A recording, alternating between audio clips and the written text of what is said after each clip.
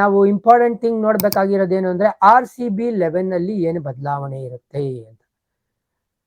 ಈಗ ಜೇಕಬ್ ಬೇತಲ್ ಹೋಗಾಯ್ತು, ಲುಂಗಿ ಎಂಗಿಡಿ ಹೋಗಾಯ್ತು. ನಮ್ಗೆ ಬಿಗ್ಗೆಸ್ಟ್ ತಾಪತ್ರೆಯ ಇರೋದೇನು ಹೇಳಿ ಇವಾಗ ಟಿಮ್ ಡೇವಿಡ್ ಅವರ ಫಿಟ್ನೆಸ್. ಇದುವರೆಗೂ ಯಾವುದೇ ಒಂದು ಸೋಷಿಯಲ್ ಮೀಡಿಯಾ ಪೇಜ್ ಅಲ್ಲಿ ಇವರ ಫಿಟ್ನೆಸ್ ಬಗ್ಗೆ ಅಪ್ಡೇಟ್ ಬಂದಿಲ್ಲ. ಆಮೇಲೆ ಇವ್ರು ಪ್ರಾಕ್ಟೀಸ್ ಮಾಡ್ತಾ ಇರೋ ವಿಜುವಲ್ಸ್ ಕಾಣಿಸಿಲ್ಲ.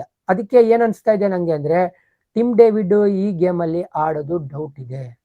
ಟಿಮ್ ಡೇವಿಡ್ ಆಡದೇ ಇದ್ದಾಗ ಯಾರು ಸರ್ ಆ ಸ್ಥಾನನ ತುಂಬೋದು ಅಂತ ಹೇಳಿದ್ರೆ 2 ಪ್ರಾಬಬಲ್ ಕ್ಯಾಂಡಿಡೇಟ್ಸ್ ಇದ್ದಾರೆ.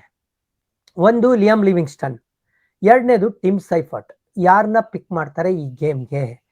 ಲಿವಿಂಗ್ಸ್ಟನ್ ಡೌನ್ ದ ಆರ್ಡರ್ ಆಡೋ ಅಭ್ಯಾಸ ಇದೆ. ಟಿಮ್ ಸೈಫರ್ಟ್ ಅವರು ಏನ್ ಹೇಳ್ತೀರಾ ಬೆಸ್ಟ್ ಪರ್ಫಾರ್ಮೆನ್ಸ್ ಬಂದಿರೋದೆಲ್ಲ top of the order, top 3 ಆಡೋ ಅಂತ ಟಿಮ್ ಸೈಫರ್ಟ್. ಸೊ ಹಾಗಾಗಿ ಏನ್ ಮಾಡ್ತಾರೆ, ಹೇಗೆ ಯೂಸ್ ಮಾಡ್ಕೊಳ್ತಾರೆ ಟಿಮ್ ಸೈಫರ್ಟ್ ಆಡಿದ್ರೆ? ಈ ಒಂದು ಪ್ರಶ್ನೆಗೆ ಉತ್ತರ RCB ಮ್ಯಾನೇಜ್ಮೆಂಟೇ ಹುಡ್ಕೋಬೇಕಾಗಿದೆ.